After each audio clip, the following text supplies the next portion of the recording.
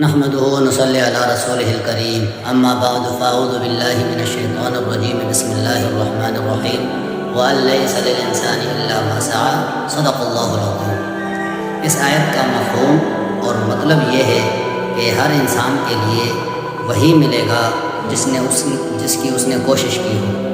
اب اس آیت کو کچھ لوگ بلکہ فرقہ کہہ دیں، ایک فرقہ اٹھتا ہے اور اس آیت کو دلیل میں پیش کرتے ہوئے یہ کہتا ہے کہ ایصال ثواب درست نہیں ہے، یعنی مردے کو ثواب نہیں پہنچتا۔ اور اسی طرح اگر کوئی زندہ بندہ مردے کے لیے دعا کرے تو وہ کہتے ہیں دعا کا فائدہ بھی نہیں ہوتا، دعا کا کوئی نتیجہ ہی نہیں ہے، کوئی ثمرہ ہی مردے کو نہیں ملتا ہے۔ کیوں؟ کیونکہ اللہ رب العزت نے فرما دیا ہے وَأَن لَيْسَ لِلْإِنسَانِ إِلَّا مَا سَعَىٰ، کہ انسان کو وہی چیز انسان کے لیے وہی چیز فائدہ مند ہو سکتی ہے جس کی اس نے کوشش کی ہو۔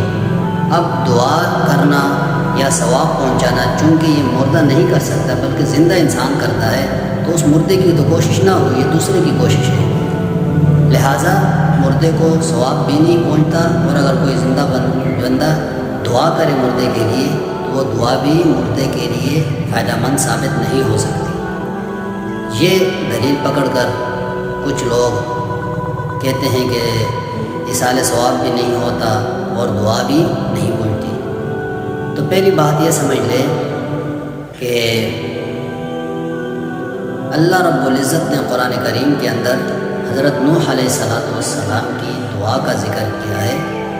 سورہ نوح میں ہے، فرمایا رب اغفر لی ولوالدی ولمن دخل بیتی مؤمنا وللمؤمنین والمؤمنات، اے میرے رب مجھے بھی بخش دے، میرے والدین کو بھی بخش دے، اور وہ لوگ جو مومن بن کر میرے گھر میں داخل ہو جائیں ان کو بھی بخش دے، اور مومن مرد اور مومن عورتوں کو بھی بخش دے۔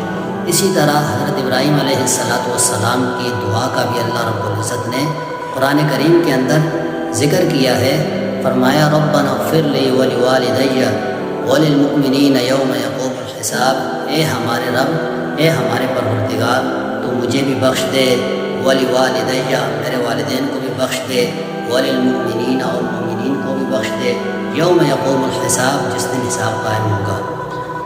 اسی طرح جنازے کے اندر ہم دعا مانگتے ہیں مردے کے لیے بھی اور اپنے لیے بھی، اللہم اغفر لحینا ومیتنا، اے ہمارے اللہ، اے میرے اللہ تو بخش دے ہمارے زندوں کو بھی ومیتنا ہمارے مردوں کو بھی۔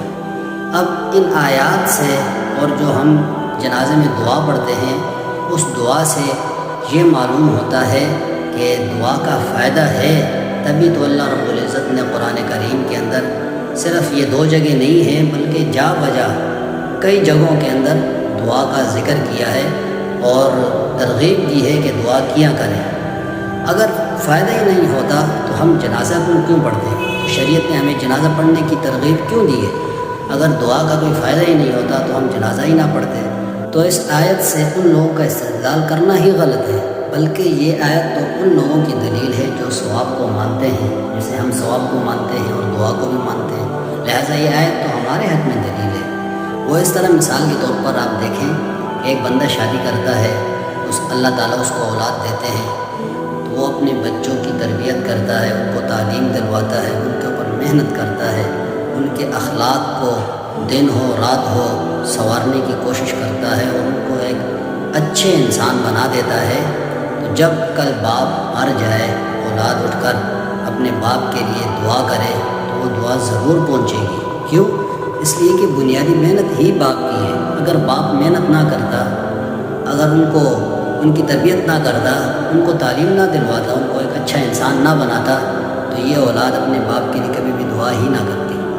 تو بنیادی محنت اور بنیادی کوشش باپ ہی کی ہوتی ہے۔ ایک استاد اپنے شاگرد پر دن رات محنت کرتا ہے، نہ رات دیکھتا ہے نہ دن دیکھتا ہے، مغز کھپاتا ہے، مغز کھپائی کرتا ہے، اور استاد اپنے شاگردوں کو ایک معلم بناتا ہے، ایک نیک انسان بناتا ہے۔ جب وہ شاگرد اپنے استاذ کے لیے دعا کریں گے تو کیا خیال ہے دعا اس کو فائدہ نہیں دے گی؟ کیوں نہیں دے گی؟ دیکھا جائے تو محنت کس کا ہے؟ بنیادی محنت کس کی ہے؟ اسی استاذ کی ہے جس کی وجہ سے، جس کی بدولت، جس کی بنا پر شاگرد اٹھ کر آج اپنے استاذ کے لیے دعا کر رہا ہے۔ اگر یہی استاذ محنت نہ کرتا تو کیا خیال ہے پھر یہ شاگرد اٹھ کر دعا کرتے؟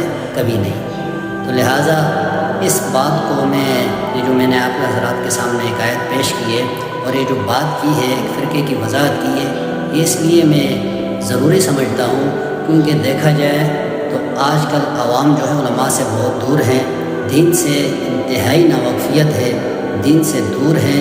تو جو اس طرح کے جو لوگ ہوتے ہیں وہ ایک آیت پیش کر کے پھر یا اس طرح احادیث پیش کر کے لوگوں کو گمراہ کرتے رہتے ہیں۔